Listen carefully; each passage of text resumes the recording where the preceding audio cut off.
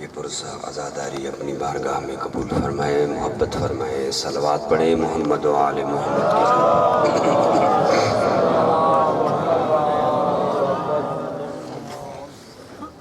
بیمار مومنین و مومنات کی صحت و سلامتی کے لیے، جتنے مومنین و مومنات کے بزرگان گزشتگان اس جہان فانی سے انتقال فرما گئے ہیں، سب کی مغفرت کے لیے، بخشش کے لیے، درجات کی بلندی کے لیے، جو حاجت مند اپنی حاجتیں رکھتے ہیں، جو مقروضین قرض دار ہیں، جو سفروں میں ہیں، جو بچے بچیاں امتحانوں میں مشغول ہیں، جتنی اپنے اپنے حاجات رکھتے ہیں، سب کی بجاوری کے لیے بآواز بلند صلوات۔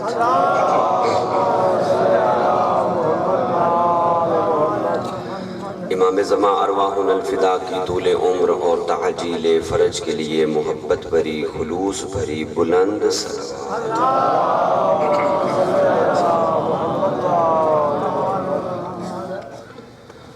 اللہم صل علی محمد و آل محمد۔ بسم اللہ الرحمن الرحیم۔ اللہم کن لولیک، سب کہیں، الحجت ابن الحسن صلواتک علیہ وعلا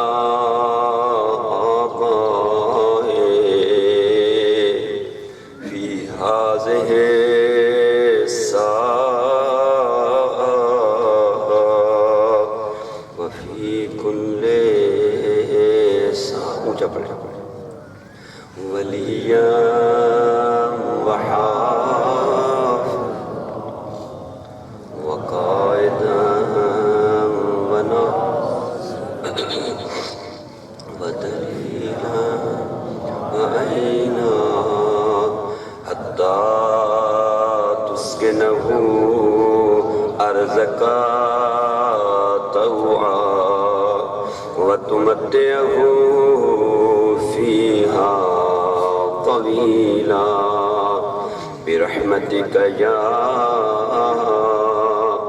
أرحم الراحمين۔ صلوات۔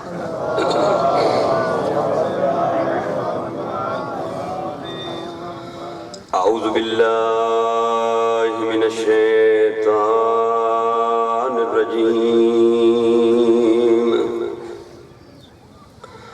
بسم اللہ الرحمن الرحیم۔ لا حول ولا قوة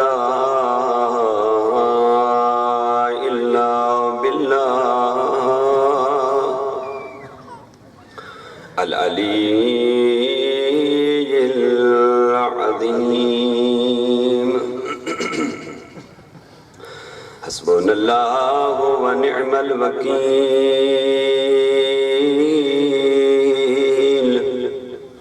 نعم المولا ونعم النصیر۔ الحمد للہ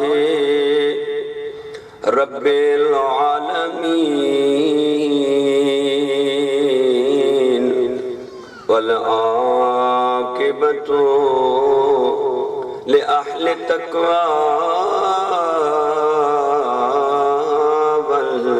والیقین۔ الصلاۃ والسلام علی اشرف الانبیاء والمرسلین وحبیب الہ العالمین ابی القاسم محمد۔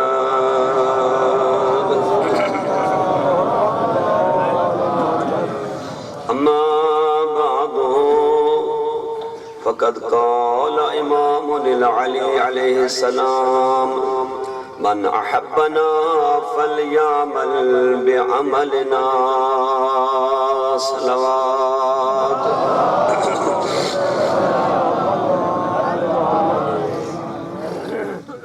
میرے برادر نے کہا ہے کہ ہمیں چند منٹ کا مصائب سنائیں.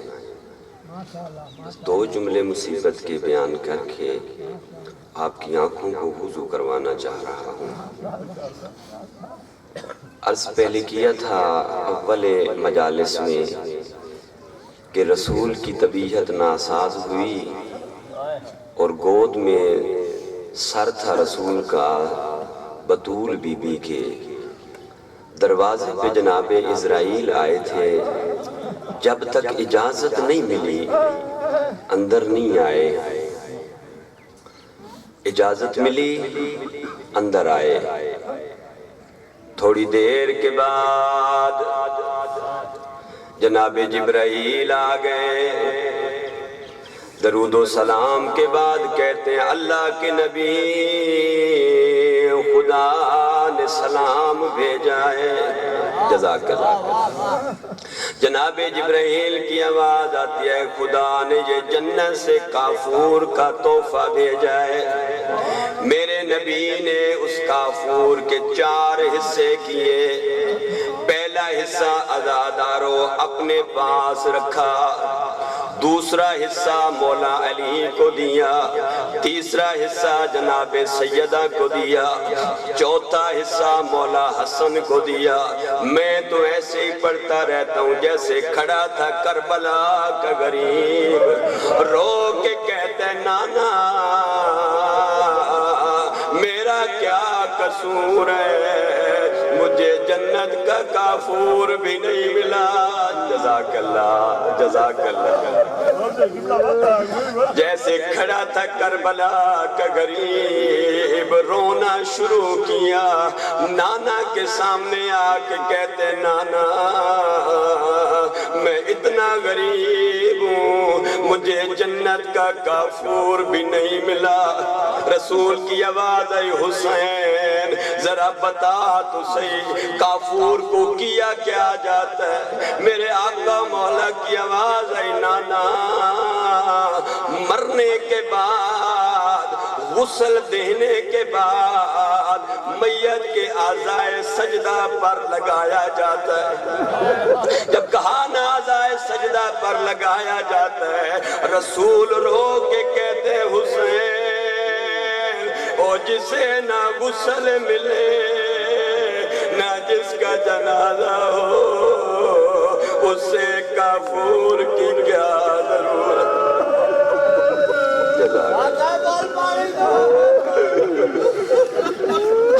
حسین بیٹا بتا تو صحیح کافور کی ضرورت کس سے ہوتی ہے. میرے مولا کی آواز آتی ہے نانا مرنے والا جب مر جاتا ہے اس کے رشتہ دار اسے غسل بھی دیتے ہیں، اسے کفن بھی پہناتے ہیں. جب کفن کا وقت آتا ہے اس کے اعضائے سجدہ پر کافور لگایا جاتا ہے. حسین بیٹا وہ جس کو نہ غسل ملے نہ جسے کفن ملے اسے کافور کی کیا ضرورت ہے. عزادارو بتاؤ تو صحیح کیا حسین مولا کو غسل ملا یا نہیں، کوئی کفن ملا یا نہیں. زبان میں طاقت نہیں. شریعت کے بانی کا جنازہ وہ 3 دن بے گور و کفن پڑا رہا لیکن اپنے جنازے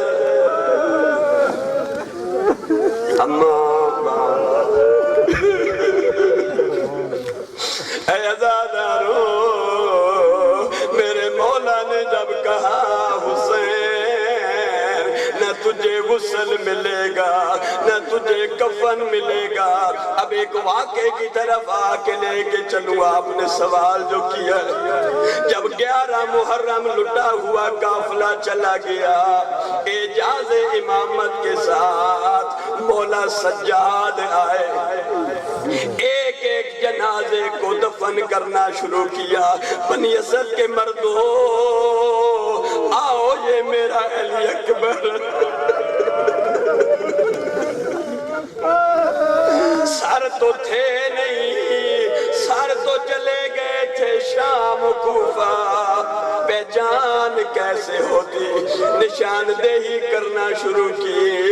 ختم کر دیا آپ کی زحمت۔ میرے مولا سجاد نے ایک چٹائی منگائی، ایک چادر منگائی، ایک بوریا منگائی، لاش کے ٹکڑے رکھنے شروع کیے۔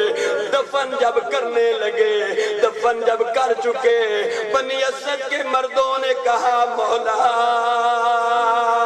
یہ جو ٹکڑوں میں بٹی ہوئی لاش ہے یہ کس غریب کی ہے؟ میرے مولا کی آواز آتی ہے اور میرے جد مظلوم کی، اور جسے 3 دن کا پیاسا اور نہر کے کنارے۔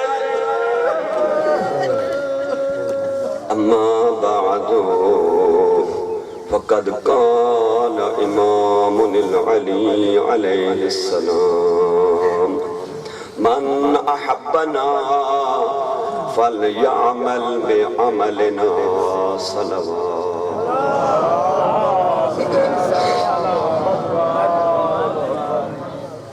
زندہ و سلامت رہیں۔ کائنات کا خالق آپ کو دنیا کے کسی غم میں مبتلا نہ کرے سوائے غم مظلوم کربلا کے۔ اور جتنے قدم چل کے اس ذکر پاک میں آتے ہیں، ہر قدم کے بس اس صفِ عزا کی وارث جناب سیدہ آپ کا یہ پرسہ قبول و منظور فرمائے۔ ہر قدم کی بس خدا آپ کے گناہوں کو معاف کروائے، آپ کو حسنات عطا فرمائے، آپ کے بچوں کی زندگیاں دراز ہوں۔ عزاداروں مومنین کرام، میں نے جو اپنا سلسلہ گفتگو حدیث کے حوالے سے شروع کیا ہے، محدث نوری اپنی کتاب دارالاسلام کے اندر جو بہت معتبر کتاب ہے، اس میں ایک واقعہ نقل فرماتے ہیں کہ ایک ماں نے اپنی بیٹی کو مرنے کے بعد عالم خواب میں دیکھا، اور بیٹی کی حالت کیا ہے کہ اس کے اوپر عذاب الہی نازل ہو رہا ہے، اور عذاب کی وجہ سے یہ گریہ وزاری کر رہی ہے، رو رہی ہے۔ خواب سے بیدار ہوئی، ماں تھی تڑپ گئی، روئی، دعا کی اپنی بیٹی کے حق میں، خدایا میری بیٹی کے گناہ معاف فرما۔ چند روز گزرے، دوبارہ اپنی بیٹی کو خواب میں دیکھا۔ کیا دیکھتی ہے کہ آج وہی بیٹی بہشت میں بیٹھی آرام کر رہی ہے اور خوشحال ہے۔ ماں نے بیٹی سے سوال کیا، بیٹا بتا چند روز پہلے تیرے اوپر عذاب ہو رہا تھا اور آج صورتحال یہ ہے کہ تیرے چہرے پہ مسکراہٹ ہے، کیا وجہ؟ کہتی اماں وہ چند روز پہلے جو عذاب تھا میرے گناہوں کی وجہ تھی، لیکن آج جو بہشت میں بیٹھی ہوں وجہ یہ ہے کہ ایک نوجوان اس قبرستان سے گزرا، ہماری قبروں کے پاس سے گزر کے اس نے چند مرتبہ محمد و آل محمد پر درود پڑھا اور خدا کی بارگاہ میں کہا، خدایا اس درود کا ثواب اس پورے قبرستان کو میں ہدیہ کر رہا ہوں۔ پروردگار عالم نے اس درود کے صدقے میں اس توسل کی وجہ سے پورے قبرستان سے عذاب کو ہٹا دیا ہے، اس وجہ سے آج میں بہشت میں بیٹھی ہوں۔ مومنین جب بھی قبرستان سے گزرے جہاں پہ فاتحہ پڑھتے ہیں وہاں پر درود بھی پڑھیں تاکہ وہاں پر جو عذاب نازل ہو رہا ہے ان کے اوپر تخفیف ہو جائے۔ صلوات پڑھیں محمد و آل محمد۔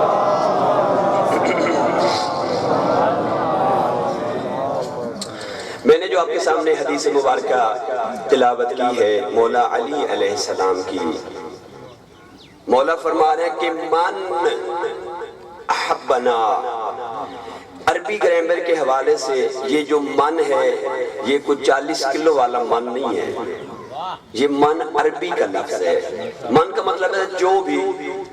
اچھا اب یہ جو بھی جو لفظ ہے ہماری اردو میں، اس میں جو بھی آپ کے ذہن میں آئے گا وہ سب شامل ہے۔ مرد ہے تو بھی شامل، عورت ہے تو بھی شامل، چھوٹا ہے تو بھی شامل، بڑا ہے تو بھی شامل، جو بھی جہاں بھی رہتا ہے سب شامل ہیں۔ امام نے ایک نسخہ بتایا، من احبنا، جو بھی ہماری اہل بیت کی محبت کا دعویٰ کرتا ہے۔ آپ سب اپنا امتحان کریں، جو دعویٰ کرتا ہے کہ میں محب آل محمد ہوں، میں آل محمد کا چاہنے والا ہوں، میں ان سے پیار کرنے والا ہوں، میں ان کا نام لیوا ہوں، میں ان کا غلام ہوں، وہ میرے آقا مولا ہے، میں غازی کا نوکر ہوں، میں پنجتن کا نوکر ہوں، جو یہ کہتا ہے کہ میں ان سے محبت کرتا ہوں، امام نے فرمایا ایک کسوٹی، ایک طریقہ، ایک حل میں بتا رہا ہوں، خود بخود پتہ چل جائے گا یہ ہم سے محبت کرتا ہے یا صرف اس کی زبان کے اوپر لفظ جاری ہے۔ فرمایا من احبنا، جو ہماری محبت کا دعویٰ کرتا ہے، آؤ اس کو دیکھتے ہیں کہ وہ کیسا بندہ ہے۔ فرمایا فَلْيَعْمَلْ، بس اس کے عمل کو دیکھو، اس کی زندگی کا مطالعہ کرو، اس کی شب و روز کو دیکھو، اس کی شادی بیاہ کو دیکھو، اس کے رشتہ داروں کے ساتھ تعلقات کو دیکھو، دوستوں کے ساتھ، پڑوسیوں کے ساتھ، مسلمانوں کے ساتھ اٹھنا بیٹھنا دیکھو، اس کا عمل دیکھو۔ فَلْيَعْمَلْ، عمل اس کا بے عمل نہ، آیا ہمارے عمل کی طرح اس کا عمل ہے؟ اگر ہمارے عمل کی طرح عمل ہے تو ہمارا محب ہے، اگر ہمارے عمل کی طرح عمل نہیں ہے تو پھر ہمارا محب نہیں ہے۔ ضرورت اس بات کی ہے کہ جب بھی کوئی کام کرنے لگے، کوئی بھی کام کرنے لگے، قدم اٹھایا کام کرنے کے لیے، مکان بنانا چاہتے ہیں، سفر کرنا چاہتے ہیں، رشتہ کرنا چاہتے ہیں، کسی گھر میں جانا چاہتے ہیں، کوئی بھی کام کرنا چاہتے ہیں، دیکھو آل محمد کا عمل اس بارے میں کیا کہتا ہے۔ اگر وہ عمل کہتا ہے جاؤ تو پھر قدم بڑھتے چلے جائیں، اگر ادھر سے روکا جاتا ہے تو پھر قدم رکنے چاہیے۔ صلوات پڑھیں محمد و آل محمد۔ آپ کے اور میرے چوتھے امام زین العابدین سید الساجدین اللہم صلی علی محمد و آل محمد، زینت عبادت گزاروں کی، زینت سجدہ کرنے والوں کی، امام فرماتے ہیں کہ جب تیری صبح آنکھ کھلے تو 4 شکر ادا کیا کر، جب بھی، جس دن بھی، آج رات کو بھی جیسے سوئے ہیں، آج صبح اٹھ کے، آج رات سوئیں گے، کل صبح اٹھ کے، اگلی رات سوئیں گے، صبح اٹھ کے 4 شکر ادا کیے کر اس ذات پروردگار کے۔ پہلا شکر کہ اے خدایا تو نے میری روزی اپنے قبضے میں رکھی ہے، اگر کسی اور کے پاس ہوتی تو پتہ نہیں ایک دن مجھے دیتا، مہینہ مجھے دیتا رہتا، مجھ سے کوئی غلطی ہو جاتی تو کہتا ہے آج صبح کا ناشتہ نہیں ملے گا۔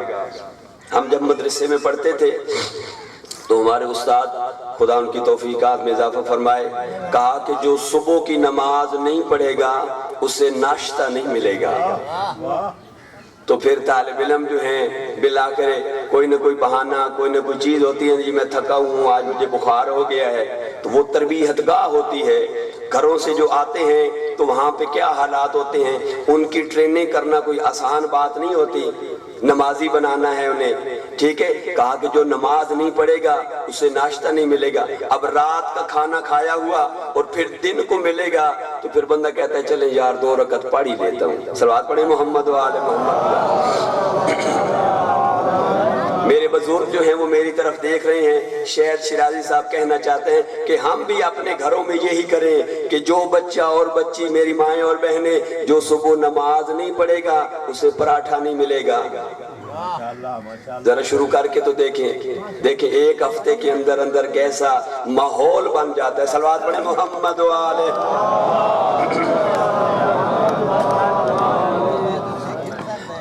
جی तबे तो रोटी थी गिनन नहीं, ये तो फिर आप तो सौना दसना ना जी, बस तबे तो कच्ची रोटी नहीं खवेंदी। हाँ, तबे तो पकड़ दी वेंदी, उते घिओ शो लगे। सलवात पढ़ो मोहम्मद व आले मोहम्मद।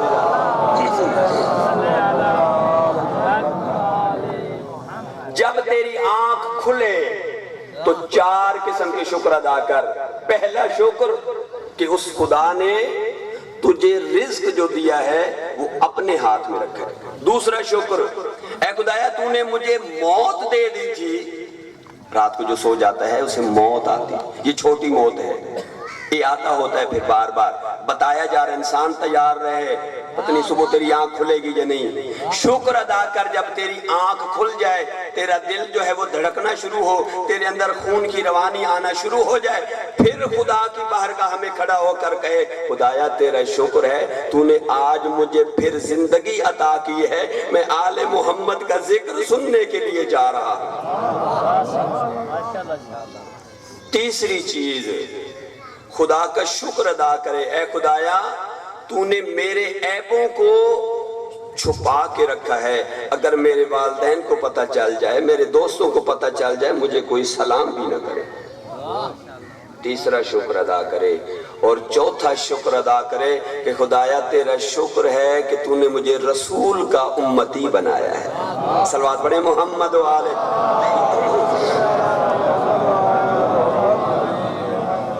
इमाम सज्जाद से किसी ने पूछा मौला आप सुबह कैसे करते हैं?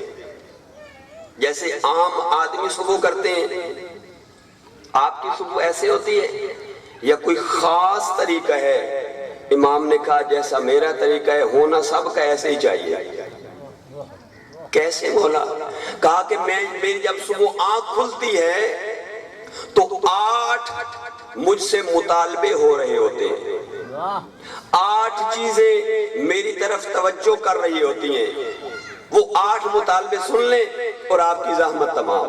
कहा कि पहला मुतालबा उस ज़ाते परवरदिगार का होता है, वो वाजिबात का मुतालबा कर रही है कि मैंने जो तुझे जिंदगी अता की है, मैंने जो तुझे सेहत अता की है, मैंने जो तुझे वतन अता किया है, मैंने जो तुझे इतनी नेमतें दी हैं, मेरे वाजिबात तो अदा कर, अपने वाजिबात तो अदा कर, तेरे ऊपर कुछ फराइज कर दिए गए हैं। पहला मुतालबा अल्लाह की तरफ से।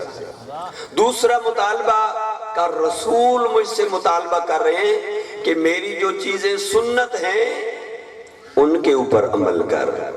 वो मुंह के ऊपर सुन्नत हो या वो चलते फिरते हुए सुन्नतें हो या वो मस्जिद में हो, सुन्नतें मुझसे मुतालबा कर रही हैं, मेरे पर ये चीजें होनी चाहिए। 2 चीजें हो गई।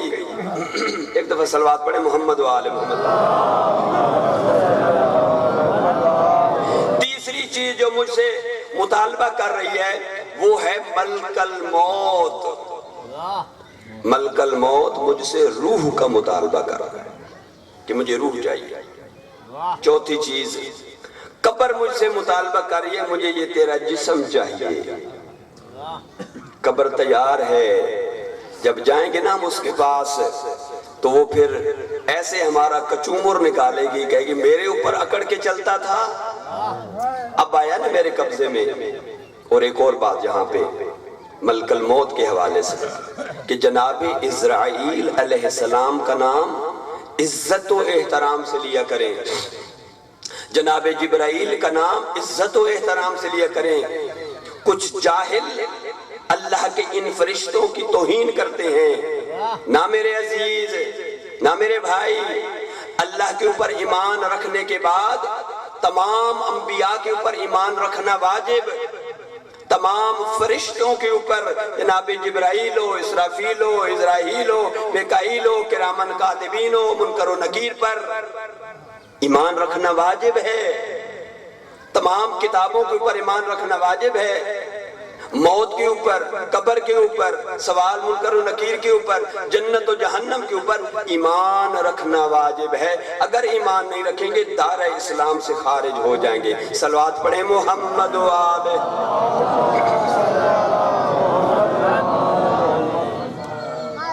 फरमाया कि कब्र मुतालबा जिस्म का कर रही है और اور شیطان مجھ سے مطالبہ کر رہا ہے کہ گناہ کر، معصیت کر، لیکن اب سوچنا تو خود ہے کہ جب بندہ ہو رحمان کا اور پھر انسان جھکا ہوا ہو کسی اور کے سامنے۔ ساتویں چیز، حافظان، یہ کرامن کاتبین فرشتے مجھ سے نیک اعمال کا مطالبہ کرتے ہیں۔ یہ فرشتہ کہتا ہے نیک عمل کر، یہ کہتا ہے برے عمل نہ کر۔ آخری چیز، آٹھویں چیز، اہل و عیال مجھ سے خرچہ مانگ رہے ہیں۔ یہ تمام زندگی کا جو امام نے خلاصہ کیا ہے، ہم بھی ہر روز اٹھ کر ایک دفعہ ان کو اگر دہرا لیں، تھوڑا سا ذہن میں لے کے آئیں تو انسان گناہوں سے بچ جائے گا۔ جب گناہوں سے بچ جائے گا تو پھر رستہ علی پر چلتے ہوئے مولا علی سے جا کر جام کوثر پیے گا۔ صلوات پڑھیں محمد و آل محمد۔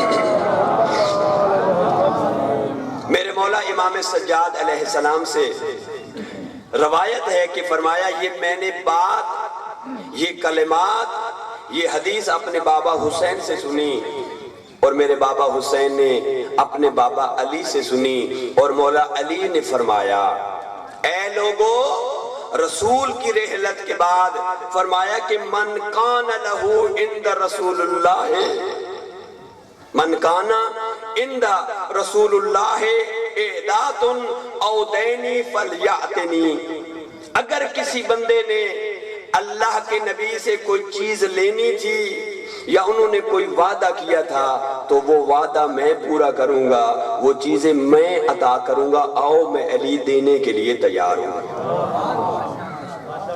یہ منہ سے کہہ دینا بڑا آسان ہے۔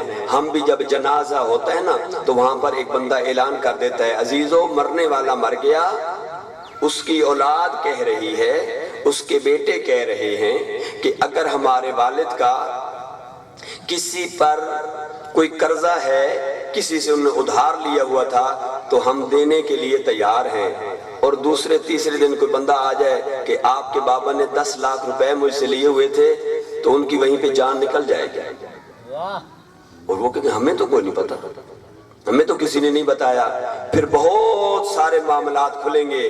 لیکن مولا علی نے جب یہ اعلان کیا، سننے والوں نے سنا، اپنے دل میں خوش ہو گئے، آج تو موج لگ گئی ہے جی، آج تو جا کے علی کو لوٹ لیں گے۔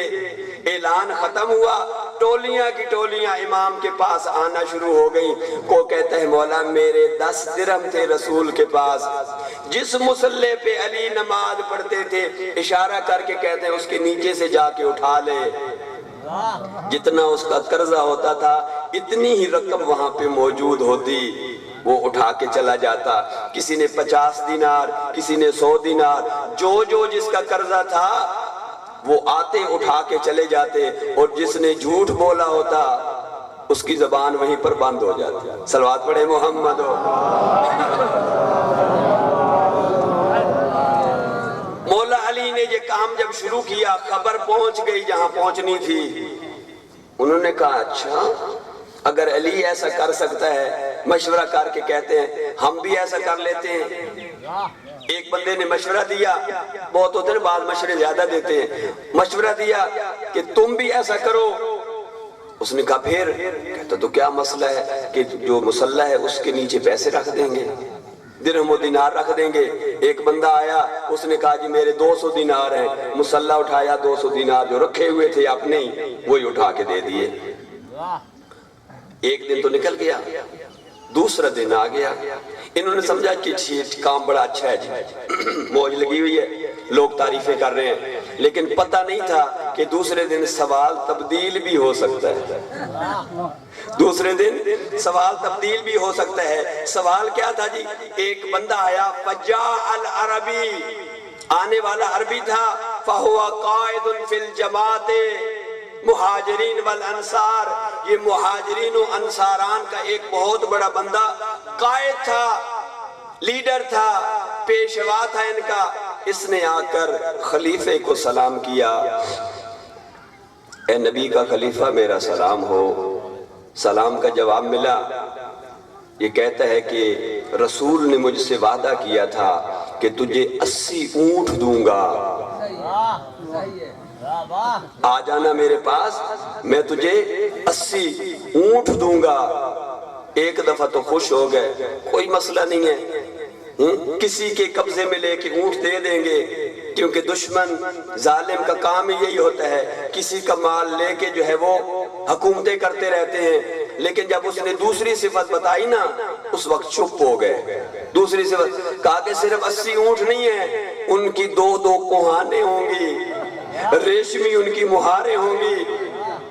سر جھک گیا، جس نے مشورہ دیا تھا اسے کہنے لگا اب آگے ہو گئی، مجھے مشورہ دے کے پھنسا دیا ہے، اب میں کیا کروں؟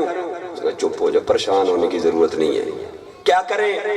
اسے کہتے ہیں اچھا یہ بتا کہ تو نے جو کہ یہ کہا ہے کہ 80 اونٹ دے دیں گے، فَأَسْأَلُهُ شَهُودًا، کیا تیرے پاس کوئی شاہد، تیرے پاس کوئی گواہ ہے؟ عربی کے چہرے پہ جلال آیا، کہتا ہے انتا وسیع رسول اللہ، آیا تو وسیع ہے رسول کا کہ مجھ سے شہادت مانگ رہا ہے؟ آپ نے لطف نہیں لیا، سوال انداز اور سوالیہ انداز میں تھا۔ تو جو رسول کا خلیفہ ہے، مجھ سے تو شہادت پوچھ رہا ہے؟ میں کہہ رہا ہوں رسول نے کہا تھا۔ غصہ کرتے ہوئے، ناراحت ہو کے، پریشان ہو کے دربار سے باہر نکلا، سر کو جھکائے ہوئے جا رہا ہے۔ ملنے والا وہ ملا جسے سلمان کہتے ہیں، سامنے آ کر سلام کیا، اے عبد خدا، اے بندہ خدا، تیرے چہرے پر کوئی آثار ایسے ہیں، پریشانی ہے؟ کہتا ہے پریشانی صرف میرا تو خون سوکھ گیا ہے۔ کیا ہوا ہے؟ کہتا گیا تھا وہاں پر، اور وہاں پر میں نے تو یہی سمجھا تھا کہ وسیع بیٹھا ہے، جانشین بیٹھا ہے، نائب بیٹھا ہے، میں نے اس سے سوال کیا ہے، وہ کہتا ہے کہ کوئی گواہ لے کے آ۔ اس نے جناب سلمان نے کہا ہوگا، میرا دل کہتا ہے ان کا ان کی عادت ہے، یہ گواہ ہی مانگتے ہیں۔ اللہ اکبر۔ سلمان نے ہاتھ پکڑا، آ میرے ساتھ، میں تجھے اصلی دروازے پہ لے کے چلوں۔ مولا علی کے دروازے پہ ابھی دستک نہ دی تھی کہ مولا باہر تشریف لے آئے۔ سلمان کوئی مشکل لے کے آیا ہے میرے خیال میں، علی کے سامنے اور مشکل۔ مولا سلام ہو۔ سلمان میرا بھی سلام۔ مولا یہ عربی آیا ہے، ایک سوال لے کے آیا ہے۔ مولا نے کہا ٹھیک ہے، اعلان کروا دے پورے مدینے کے اندر اور لوگوں کو جمع کر دے اور کہہ دے کہ آج علی اس مسئلے کا حل بتائے گا۔ اعلان ہو گیا، لوگ میدان میں جمع ہو گئے، وہ بھی آ گئے جی، وہ بھی آ گئے۔ اچھا جی، آج دیکھتے ہیں علی کرتے کیا ہیں۔ میرے مولا سامنے آئے، اس عربی کو سامنے بلایا اور سوال کر کے کہتے ہیں عربی ذرا اپنا سوال تو دہرا دے۔ عربی کہتے ہیں یا علی، رسول کا زمانہ تھا، رسول سے میری ملاقات ہوئی اور رسول اللہ نے فرمایا تھا کہ اے عربی مدینے آنا، میں تجھے 80 اونٹ عطا کروں گا، اور اونٹوں کی خاصیت یہ ہوگی کہ ان کی 2 کوہانیں ہوں گی اور ریشمی مہاریں ہوں گی۔ میرے مولا اس کی طرف دے کے کہتے ہیں، مولا علی کہتے ہیں اے عربی ذرا یہ تو بتا، اسلمت و عشیرتک کلہم، آیا تیرا پورے کا پورا قبیلہ مسلمان ہو گیا ہے؟ اس وقت عربی نے اپنا سر اٹھایا اور مولا کی طرف کہتا ہے واللہ انت وسیع رسول اللہ، مجھے اللہ کی قسم ہے تو ہے اللہ کے نبی کا وسیع، اس لیے کہ اس بات کا یا نبی کو علم تھا یا مجھے علم تھا کہ میرا پورا قبیلہ مسلمان ہو جائے گا۔ اس بات کا تو کسی کو علم نہیں تھا، اب مجھے یقین ہو گیا ہے کہ میں اصلی دروازے پہ آ گیا ہوں۔ مجھے اللہ کی قسم ہے کہ تو ہی وسیع ہے، تو ہی جانشین ہے۔ وسیع کی تعریف کروں کسے کہتے ہیں؟ باہر سے کوئی اجنبی آئے اور اصلی مقام پر دیکھے جو بیٹھا ہے، اسے پتہ نہ چلے اصلی بیٹھا ہے یا جانشین بیٹھا ہے، اس کو جانشین کہتے ہیں۔ مولا نے کہا اچھا یہ تو بات یہاں پہ ہو گئی، اگلی بات یہ بتا کہ رسول نے ایک نوشتہ بھی تجھے دیا تھا، ایک تحریر بھی تھی۔ سر کو جھکا لیا، مولا وہ تو میں گھر بھول آیا، اب جو علم لدنی کے مالک ہیں انہیں شہادتوں کی ضرورت نہیں ہوتی، مولا نے ایسے ہاتھ بڑھایا ادھر سے وہ تحریر سامنے آ گئی، کہنے لگا ہاں مولا یہی تحریر ہے۔ میرے مولا آقا کی آواز آتی ہے یا بنی الحسن، اے میرے بیٹے حسن آ میرے قریب آ، آج یہ فیصلہ میں علی نے نہیں کرنا، لوگوں کو بتا لوگوں یہ رسول کا بیٹا حسن ہے، آج حسن یہ فیصلہ کرے گا، آج حسن یہ وعدہ پورا کرے گا۔ میرے مولا نے کہا حسن بیٹا جا اس عربی کی مشکل حل کر، مولا نے عربی کو اشارہ کیا میرے پیچھے چل، چھوٹے سے حسن مولا چلتے ہوئے پہاڑی کو سامنے دیکھ کر اشارہ کر کے پہاڑی کو کہا اے پہاڑ میری طرف دیکھ، پھر کہتے اے حضرت سہلے، اے حضرت سہلے میں آپ سے اللہ کے نبی کا وصی ہونے کے حوالے سے مطالبہ کر رہا ہوں، میرے نانا نے اس کے ساتھ کیا ہے وعدہ کہ اس کو 80 اونٹ عطا کرنے ہیں، مجھے جلدی کر وہ 80 اونٹ عطا کر۔ ابھی مولا حسن کی بات ختم نہ ہوئی تھی، پہاڑ پھٹا، آگے اونٹ نکلا، اس کی سونے کی ریشمی مہاریں تھیں، 2 کوہانے تھیں، ایک دفعہ مجمع نے کہا واہ واہ، 1 2 3 عربی گنتا جا رہا ہے، جب ہوئے نا 80 کہتے مولا بس، میں کہتا ہوں اے عربی اگر تو نہ کہتا بس قیامت تک یہ اونٹ چلتے رہتے، حسن مولا عطا کرتے رہتے۔ حسن مولا نے اللہ نعرہ رسالت، نعرہ حیدری، بلندر صلوات، صلی اللہ محمد وآل محمد۔ مشکل ہو اور نبی کے وصی کے سامنے اور اس طرح کے امتحان کوئی لے، کسی نے پوچھا تھا میرے داڑھی کے بال کتنے ہیں، کسی نے پوچھا میری مٹھی میں کیا ہے، مولا علی نے انہیں کہا کچھ سوال کرو، مجھ سے مریخ کے بارے میں پوچھو، مجھ سے چاند کے بارے میں پوچھو۔ آج کا انگریز پریشان ہے، کہتا ہے کاش اس زمانے میں ہم ہوتے، ہم علی سے پوچھتے بتائیں سے مریخ پہ جانے کا رستہ کیا ہے۔ بس ادادارو 28 رجب کو میرے آقا و مولا مظلوم کربلا نے اپنے نانا کے مدینے کو خیر آباد کہا۔ رجب کا مہینہ مدینے سے چلے، رجب کے بعد شعبان، رمضان، شیوال، ذیقعد، ذی الحج، یہ مہینے مکہ کے اندر رہے، 6 مہینے مکے میں رہے۔ 15 ماہ رمضان آ گئی، 15 ماہ رمضان کو آپ کے اور میرے آقا و مولا نے کچھ نائب مقرر کیے، کچھ قاصد مقرر کیے، کچھ اپنے سفیر بنائے۔ ان سفیروں میں سے ایک سفیر کا نام قیس بن سحر سیداوی ہے، اسے امام نے ایک علاقے کی طرف اعزام کیا، بھیجا۔ دوسرے کا نام ہے عبد الرحمن بن عبداللہ، اس کو ایک مقام پر بھیجا، سفیر بنا کر بھیجا۔ اور ایک شخصیت کا نام مسلم بن عقیل ہے، اور طفلان مسلم جنہیں کوفہ میں بھیجا۔ جناب امیر مسلم چلے آئے کوفہ۔ میری جو نوجوان نسل ہے وہ ذرا توجہ فرمائیں، میں ذرا ایک تاریخچہ جو ہے وہ بتانا چاہ رہا ہوں۔ جناب مسلم کوفہ میں آئے، کوفہ کے اندر جو بزرگ شخصیت تھی، جو سب سے معتبر انسان تھا، اس کا نام تھا سلیمان سورد خزائی۔ یہ بوڑھا آدمی نبی کا صحابی ہے اور بہت ہی باعظمت، امیر ترین، شجاع ترین اور بڑے قبیلے والا بندہ ہے جناب سلیمان سورد خزائی۔ جب جناب مسلم پہنچے کوفہ، ان کے گھر جانا تھا لیکن وہ گھر نہ تھے، وہ کسی کام کی وجہ سے کہیں سفر پہ تھے۔ جناب مسلم نے جو گھر انتخاب کیا، جس گھر میں جانا پڑا، وہ تھا جناب مختار عبید اللہ ثقفی کا گھر۔ جناب مختار کے گھر پہنچے، جناب مختار نے تمام جگہوں پر اعلان کروا دیا کہ امام حسین کا قاصد، امام حسین کا سفیر، عقیل کا بیٹا مسلم کوفہ میں آیا ہے، مولا حسین کا پیغام لے کے فلاں دن جمع ہو جاؤ۔ کوفہ کے لوگ جمع ہو گئے، جناب مسلم نے آ کے خطبہ ارشاد فرمایا، خطبے کے بعد مولا حسین کا وہ پیغام جو تھا وہ لوگوں کو سنایا۔ جب پیغام سنا چکے، حالت کیا تھی کہ لوگوں کے اندر جذبہ پیدا ہو گیا، شعور آ گیا۔ کیوں؟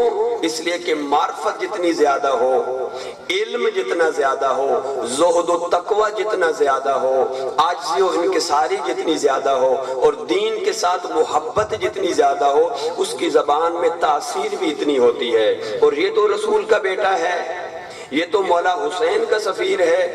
پیغام سنایا، ایک شخص کھڑا ہوا جس کا نام تاریخ نے لکھا ہے، عابس بن شبیب شاکری، کربلا کے شہید ہیں یہ کھڑے ہوئے۔ انہوں نے کہا جناب مسلم کو، اے مسلم، مجھے ان لوگوں کے دلوں کا نہیں پتا کہ یہ آپ کا ساتھ دیں گے یا نہیں دیں گے، لیکن میں وعدہ کر رہا ہوں کہ میں ہر مقام پہ آپ کے ساتھ ہوں۔ اگر میرے مولا حسین آ گئے تو میں ان کا ساتھ بھی دوں گا، اگر فوج حکومت کے سامنے کھڑا ہونا پڑا تو بھی میں آپ کے ساتھ ہوں۔ جناب عابس بن شبیب شاکری اپنا خطبہ دے کر اپنا اظہار خیال کر کے بیٹھے، یا جناب حبیب ابن مظاہر کھڑے ہوئے، اے مسلم، اے عقیل کے بیٹے، ہم آپ کے شکر گزار ہیں، آپ ہمارے پاس تشریف لے کے آئے، ہم آپ کی خدمت کرنے کے لیے تیار ہیں۔ اور کہا کہ جو میرے بھائی شبیب شاکری نے کہا ہے، میرا نظریہ بھی وہی ہے۔ اگر مولا حسین نے مجھے یاد کیا تو میں دیر نہیں لگاؤں گا، فوراً جا کے اپنے مولا آقا کی نصرت کروں گا۔ جناب حبیب بیٹھے، یا جناب مسلم بن اوسجہ کھڑے ہو گئے، بوڑھے صحابی ہیں، بہت عمر ہے ان کی زیادہ، کھڑے ہو کر کہتے ہیں یہ جتنے افراد اظہار کر رہے ہیں، میرا بھی نظریہ یہ ہے، مولا حسین کو میں تنہا نہیں چھوڑوں گا، جان کے اپنے خون کے آخری قطرے تک میں مولا حسین کے ساتھ ہوں۔ تاریخ بتاتی ہے 12,000 یا 18,000 لوگوں نے جناب مسلم کے ہاتھوں پر مولا حسین کی غیبانہ بیعت کی۔ 12,000 تھوڑا بندہ نہیں، 18,000 بہت بندے جنہوں نے مولا حسین کی بیعت کی۔ اب ذرا آئیں کوفے کے حالات کیسے ہیں یہ۔ لوگ گھروں کو چلے گئے۔ ایک شخص ہے جس کا نام ہے عمر آہلی یا باہلی، یہ کوفے کے رہنے والا ہے۔ اس نے ایک تحریر لکھی، ایک خط لکھا یزید کو، اور یزید کو کہا کہ کوفے کا جو گورنر ہے، کوفے کا جو حاکم ہے، جس کا نام ہے نعمان بن بشیر، یہ بڑا نرم دل آدمی ہے، خون خرابہ نہیں چاہتا، سادہ آدمی ہے۔ اس نے آ کر اعلان کیا ہے لوگو یہ تحریک نہ چلاؤ، یہ گہمہ چوئیاں ہو رہی ہیں حکومت کے خلاف، میں یہ پسند نہیں کرتا۔ نرم نرم لہجے میں اس نے لوگوں کو تنبیہ کی، آگاہ کیا۔ اس نے خط لکھا یزید کو کہ اے یزید، جو نعمان بن بشیر ہے سادہ آدمی ہے، کوفہ کے حالات ایسے ہیں کہ کوفہ تیرے کنٹرول سے نکلتا جا رہا ہے، اس لیے کہ خاندان بنو ہاشم کا ایک نوجوان وہ کوفہ میں آ چکا ہے، لوگوں سے بیعت لے رہا ہے، اور لوگ ہر روز اس کی بیعت کر رہے ہیں، اور کوفہ تیرے کنٹرول سے نکل جائے گا۔ یزید کو خط ملا، یزید نے فوراً ایک تحریر لکھی، خط لکھا بصرہ۔ بصرہ کا جو حاکم ہے وہ ہے ابن زیاد، سمجھ آ رہی ہے؟ ابن زیاد بصرہ کا حاکم ہے۔ خط پہنچا اور لکھا ہوا تھا، اے ابن زیاد، جو ہی میرا خط تجھے ملے، میرا آرڈر ہے فوراً رخت سفر باندھ اور پہنچ اپنے آپ کوفہ، اور کوفہ کے جا کر حکومت کو سنبھال لے۔ ابن زیاد نے اپنی جگہ پر بصرے کا جو حاکم ہے وہ عثمان بن زیاد، اپنے چچا زاد بھائی یا اپنا بھائی، اس کو حاکم بنا کر بصرہ سے یہ چلا کوفہ کی طرف۔ جناب مسلم کے جب 12 سے 18 ہزار لوگوں نے بیعت کر لی تو مولا جناب مسلم نے خط لکھا مولا حسین کو، مولا پھل پک چکا ہے، یعنی کہنا چاہتے تھے کہ لوگ آمادہ ہیں آپ کی نصرت کرنے کے لیے، آپ تشریف لے کے آئیں۔ خط چلا گیا تھا اور لوگ منتظر تھے کہ اب مولا حسین کوفہ میں آ جائیں گے۔ ادھر سے یہ ابن زیاد چلا اور جب یہ پہنچا کوفہ کے باہر، اس نے عربی گھوڑا منگوایا، عربی گھوڑے کے اوپر سوار ہوا، سیاہ لباس سیاہ امامہ پہنا اور اپنی صورت کو اس نے چھپا لیا۔ صورت کو چھپا کر یہ وارد کوفہ ہوا، کوفہ کے اندر داخل ہوا۔ لوگوں نے جب یہ شان و شوکت دیکھی، عربی گھوڑا دیکھا، سیاہ امامہ دیکھا، تو لوگوں کے ذہن میں آیا مولا حسین ہیں۔ انہوں نے استقبال کیا، گھروں سے نکل کے آ کر خوش آمدید، اے رسول کے بیٹے، ہمارے اوپر ظلم ہو گیا، ہماری کھیتوں کو قبضے میں کر لیا، ہماری خواتین کو قبضے میں کر لیتے ہیں، ہمارے اوپر ظلم بہت کرتے ہیں یہ یزیدی، آپ کی بھی ہمیں ضرورت تھی، آپ آ گئے ہیں، خوش آمدید۔ لوگ رو رو کر، نعرے لگا کر استقبال کرتے ہوئے کہہ رہے تھے، اور ابن زیاد تھا، ہر چہرے کو دیکھ رہا تھا، غور سے پڑھ رہا تھا، کلمات کو سن رہا تھا، لیکن کوئی جملہ نہیں کہا۔ جب آگے نا وہ دربار، جب محل آ گیا کوفہ کا، تو اس وقت یہی عمر آہلی یا باہلی یہ آگے بڑھا، لوگو رستہ دو، یہ حسین ابن علی نہیں ہے، یہ ابن زیاد ہے۔ یہ پہلا موقع تھا کہ جب کوفہ والے ڈر گئے، سہم گئے کہ ہمارے ساتھ تو دھوکہ ہو گیا، ہمارے ساتھ تو فراڈ ہو گیا، ہم تو مر گئے، ہم تو لٹ گئے۔ ابن زیاد تو بڑا لعین اور بڑا سخت اور ظالم حکمران ہے۔ اس نے آ کے خطبہ دیا، کہنے لگا میں نے ایک ایک کو پہچان لیا ہے، تمہارے نظریات میں نے سن لیے ہیں، یاد رکھو اگر کل کسی نے مسلم کا ساتھ دیا اسے قتل کر دوں گا، صرف قتل نہیں کروں گا، اس کا مال بھی لوٹ لوں گا اور اس کی بہو بیٹیوں کو کنیز بنا لوں گا۔ یہ دوسرا موقع تھا کہ جب کوفہ والے اپنے گھروں کے اندر بند ہو گئے، ڈر گئے کہ اب کیا کریں۔ جناب مسلم کے پاس یہ حالات پہنچے اور سمجھ گئے کہ اب کوفہ والے میرا ساتھ دینے سے ڈر رہے ہیں، حکومت سے ڈر گئے۔ جناب مسلم کی رہائش تھی جناب مختار کے گھر، بدلتے ہوئے حالات کو دیکھ کر جناب ہانی بن عروہ نے انہیں اپنے گھر میں لے گئے۔ ہانی کون ہے؟ ہانی ایک بہت بڑا شجاع مرد ہے کوفے کا، اس کی 12,000 نوجوانوں پر مشتمل فوج ہے، اور جو 12,000 نوجوان ہیں انہوں نے اپنے سروں کے اوپر لوہے کے خول پہنے ہوتے ہیں، تیر و تلوار سے لیس گھوڑوں پر سوار ہو کر جب یہ ہانی اپنے گھر سے نکلتا، کسی حکومت کے کارندے اور کسی کی جرت نہیں ہوتی تھی کہ سامنے آ کے بات کرے۔ روب اتنا تھا، دبدبا اتنا تھا، امیر آدمی تھا، قبیلہ بھی بہت بڑا تھا، اور پھر اس کی فوج بھی اتنی زیادہ تھی۔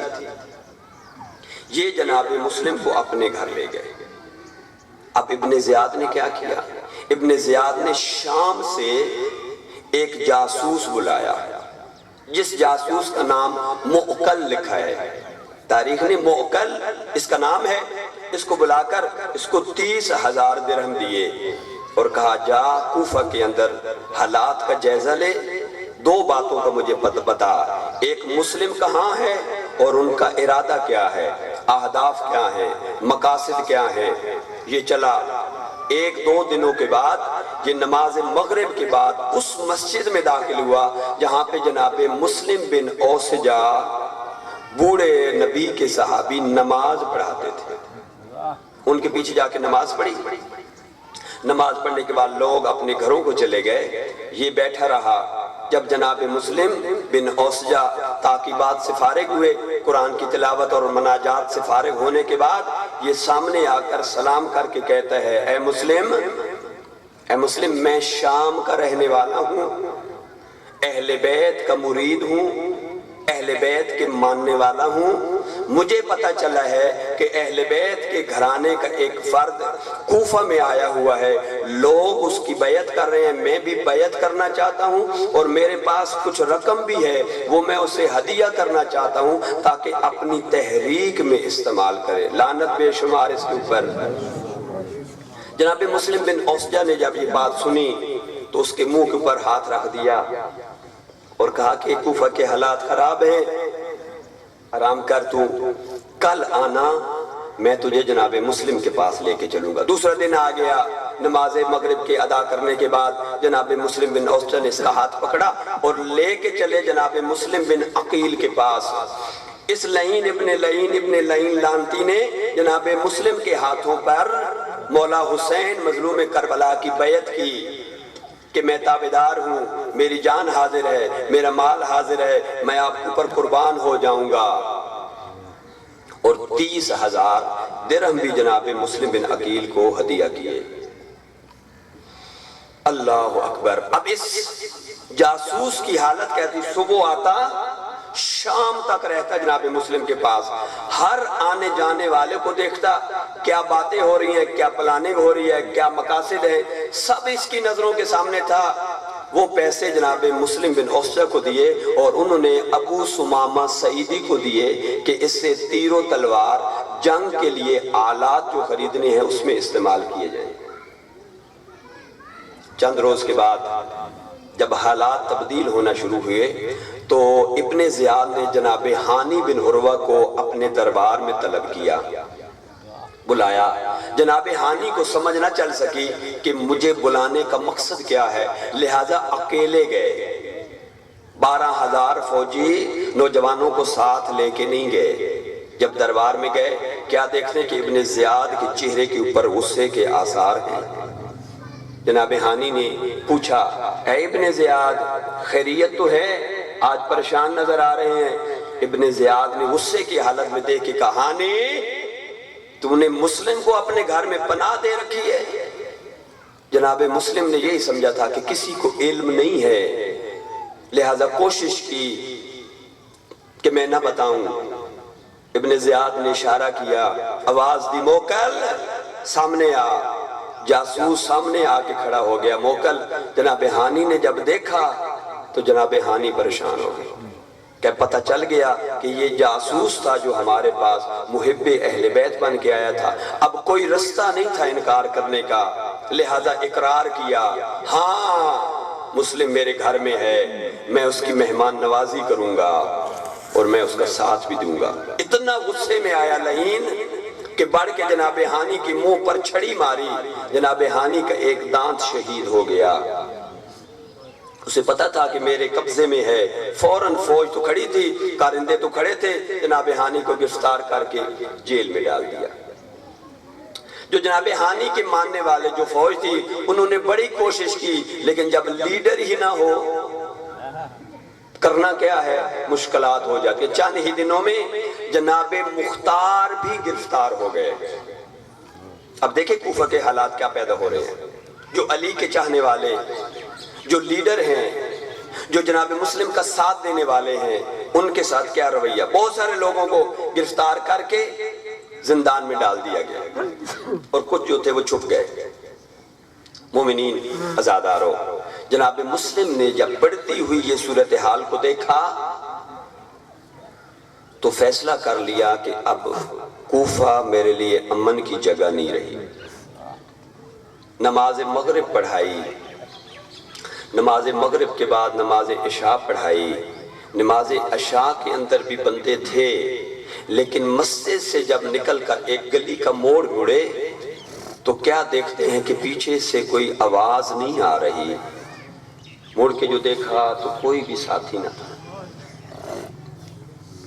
دعا کریں کوئی پردیس میں غریب نہ ہو، پردیس کے اندر کوئی غریب ہو جائے جس کا کوئی ساتھی بھی نہ ہو، جس کا کوئی دوست بھی نہ ہو، جس کا کوئی رشتہ دار بھی نہ ہو، اس کے اوپر کیا گزرتی ہے۔ جناب مسلم کوفہ کی گلیوں میں پھرتے پھرتے شاخ کندہ وہاں پہنچے۔ وہاں پہ ایک خاتون ہے جو اشعث بن قیس کی کنیز تھی، اس نے شادی کی تھی طوع نامی خاتون کی۔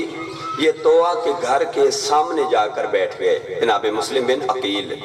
پیاس شدت کی ہے لیکن پانی کا مطالبہ نہیں کیا، بیٹھے ہیں دروازے پر، سر جھکایا ہوا ہے۔ یہ جو خاتون طوع ہے، اس کا ایک بیٹا ہے جس کا نام ہے بلال۔ یہ بیٹا اس کا نہیں آیا، یہ ذرا پریشان ہوئی کہ بیٹا ابھی تک نہیں آیا، باہر نکلنا چاہتی ہے، دیکھوں کہ گلی میں آ رہا ہے یا نہیں آ رہا۔ جو ہی اپنا دروازہ کھولا، دیکھا کہ ایک نوجوان اس کے دروازے پہ بیٹھا ہے۔ جناب طوع کی آواز آتی ہے، اے جوان، کوفہ کے حالات خراب ہیں، میرے دروازے پہ کیوں بیٹھا ہے؟ جناب مسلم کی آہستہ سے آواز آئی، مجھے پیاس لگی ہے۔ جلدی سے اپنے گھر گئی، جام پانی کا بھر کے لائی، پیش کیا، پانی پی کے یہ واپس چلی گئی۔ تھوڑی دیر نہ گزری تھی، واپس آئی، پھر دیکھتی ہے کہ جوان بیٹھا ہے۔ غصہ کیا، غصہ کر کے کہتی ہے، اے جوان، کوفہ کے حالات خراب ہیں، میری غیرت گوارا نہیں کرتی، میرے دروازے پہ کوئی غیر مرد بیٹھا رہے۔ جناب مسلم کا سر تھا زانو کے اوپر، رو کے کہتے ہیں، اے خاتون، تو جو کہتی ہے گھر چلا جاؤں، جس کا کوئی گھر نہ ہو وہ جائے تو کہاں جائے؟ کیوں تیرا کوئی گھر نہیں؟ کہا میرا کوئی گھر نہیں، میں مدینے سے آیا ہوں، حسین کا سفیر ہوں، نام میرا مسلم ہے، عقیل کا بیٹا ہوں، کوفہ والے لوگوں نے میرے ساتھ وفا نہیں کی ہے۔ جو سنا نا جناب عقیل کا بیٹا، تڑپ گئی، کہنے لگی میرے مولا و آقا کا بیٹا ہے تو؟ آ مولا، یہ آپ کا گھر ہے، اندر تشریف لے کے آئے۔ یہ مومنہ خاتون تھی، مولا کو پانی پیش کیا، کھانا پیش کیا، بہترین بستر دیا۔ جناب مسلم کی آواز آتی ہے، نہ مجھے بستر کی ضرورت ہے، نہ مجھے کھانے کی ضرورت ہے، مجھے عبادت کے لیے مصلی عطا کر دے۔ اس نے مصلی دیا۔ پوری رات جناب مسلم خدا کی بارگاہ میں عبادت کرتے رہے۔ آدھی رات کا وقت ہوا، اس کا بیٹا بلال گھر میں داخل ہوا، اپنے گھر میں اجنبی کو دیکھا، ماں سے سوال کر کے کہتے، اماں، یہ میرے گھر میں اجنبی یہ کون ہے جو نماز پڑھ رہا ہے؟ جناب طوع کی آواز آتی ہے، بیٹا خاموش، کوفہ کے حالات خراب ہیں، یہ جناب مسلم بن عقیل ہیں، حسین کے سفیر۔ جو ہی سنا، ادھر سے ابن زیاد نے اعلان کیا ہوا تھا، جو بھی مجھے مسلم کی خبر سنائے گا میں اسے اتنے 1000 درہم و دینار عطا کروں گا۔ اس کے دل میں خواہش پیدا ہوئی اور اس نے جا کر ابن زیاد کو بتا دیا، جسے تو ڈھونڈ رہا ہے وہ میرے گھر میں موجود ہے۔ صبح کی نماز پڑھ کے حسین کا سفیر تعقیبات میں مصروف ہے، یا کانوں کے اوپر گھوڑوں کی ٹاپوں کی صدا سنی۔ جو گھوڑوں کے ٹاپوں کی صدا سنی، جناب مسلم نے جلدی سے زرہ پہنی، تیر و تلوار کو اٹھانے لگے، یا طوع نے دیکھا جناب مسلم گھوڑے کی طرف جانا چاہتے ہیں، سامنے آ کر کہتی ہے، اے میرے آقا مولا، اے میرے مرشد، میرا گھر قلعہ ہے، قلعے سے بھی مضبوط ہے، کسی کی کیا جرت جو میرے گھر میں آ سکے، آپ باہر نہ جائیں، یہاں پہ زیادہ محفوظ ہیں۔ عزادارو، مصیبت کا پہلا جملہ کہنے لگا ہوں، جناب مسلم کی آواز آتی ہے، میری غیرت گوارا نہیں کرتی کہ کسی کے گھر میں نامحرم داخل ہو جائے۔ میں کہوں گا، اے مسلم، تیری غیرت گوارا نہیں کرتی نا کہ کسی غیر سید کے گھر، امتی کے گھر کوئی نامحرم آ جائے۔ اے مسلم، تو آتا ایک دفعہ شام غریبو،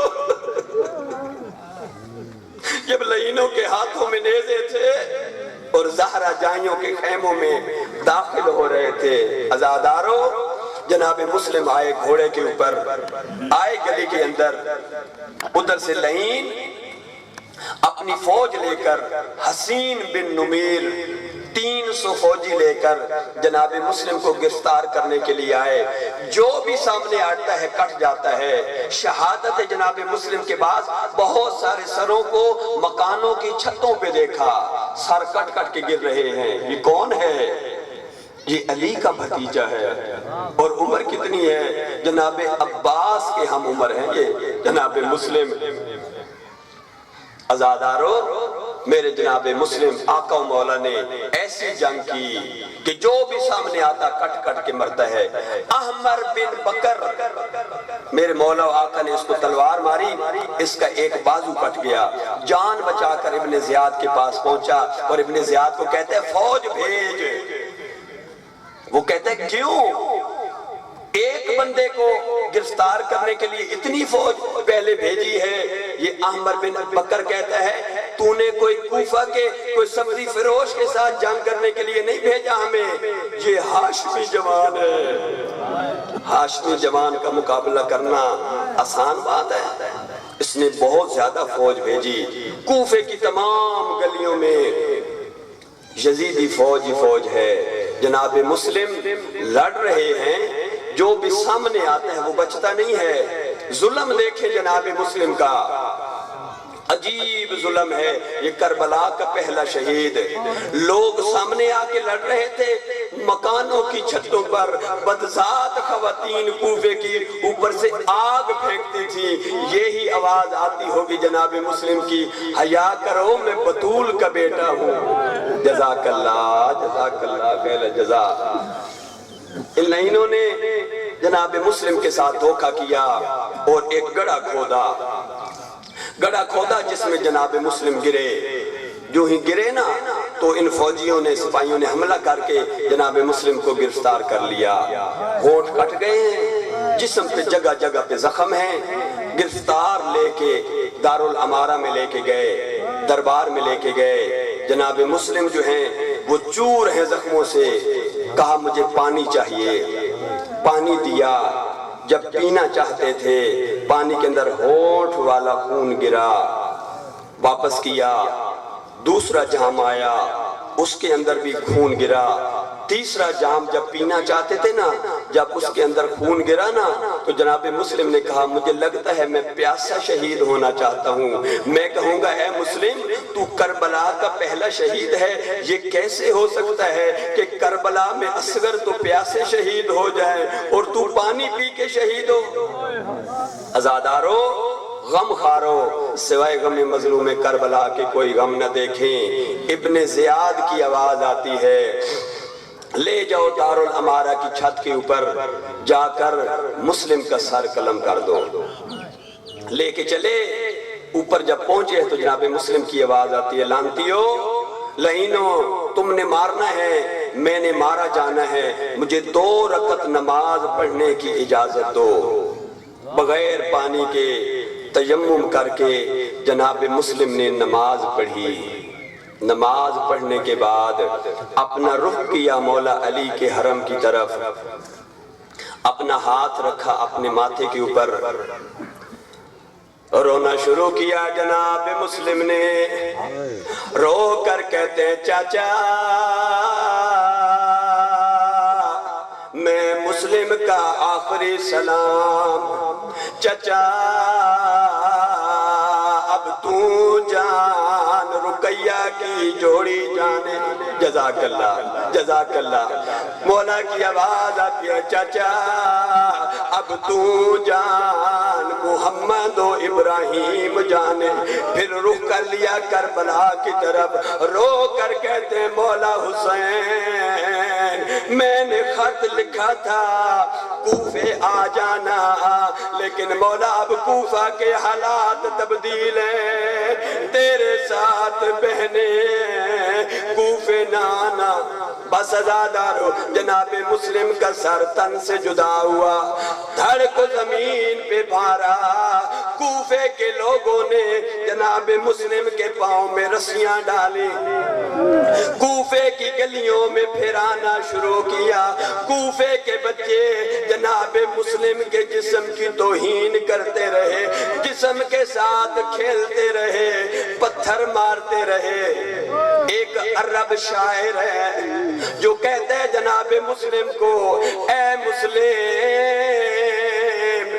تیری شہادت کے بڑے ارمان ہیں، تجھے پیاسا شہید کیا بڑے ارمان ہیں، تیری لاش کو کوفہ کی گلیوں میں پھراتے رہے بڑا ارمان، بچے تیری لاش کے ساتھ کھیلتے رہے بڑا ارمان ہے، لیکن ایک بات ہے جس نے میرے جگر کو کباب کر دیا، اے مسلم،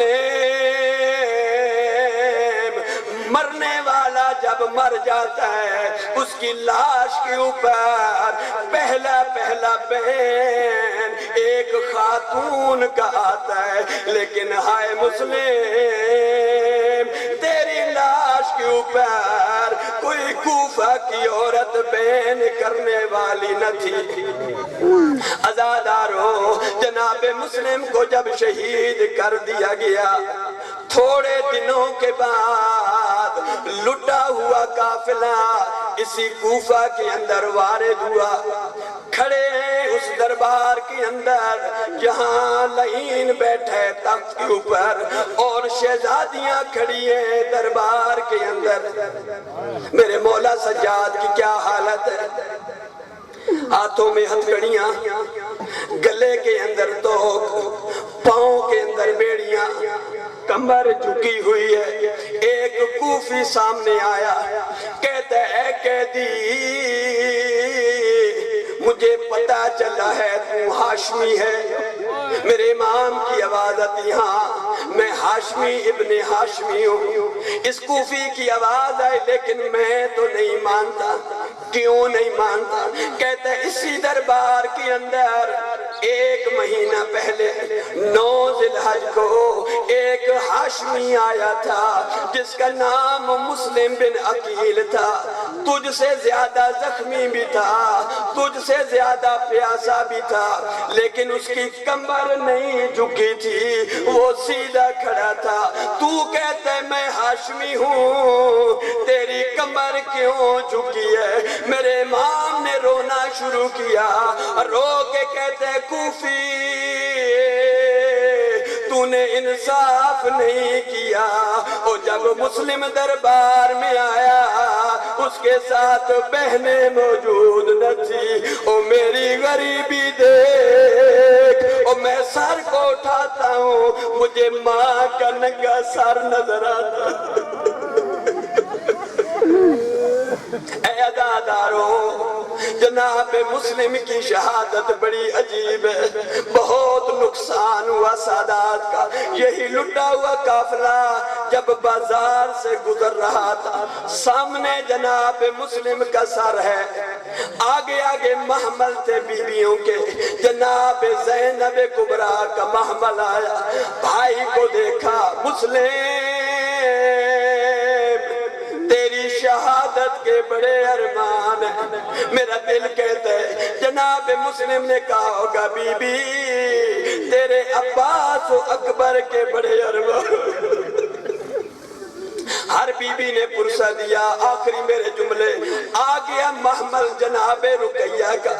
جناب رقیہ نے سلام کیا، اے میرے سید و سردار میرا سلام، تیری شہادت کے بڑے ارمان ہیں، ایک سوال کرنا چاہتی ہوں۔ بی بی کی آواز ہے مسلم، اور جب تو مکہ سے چلا تھا کوفہ کی طرف جاتے ہوئے میرے 2 بیٹے تیرے ساتھ تھے، او مجھے بتا میرے محمد و ابراہیم کہاں ہے؟ مولا کی آواز آئی ہوگی مجھ سے تو جدا ہو گئے تھے، اور نہر کے کنارے تماچے کھا کھا کے شہید ہو گئے۔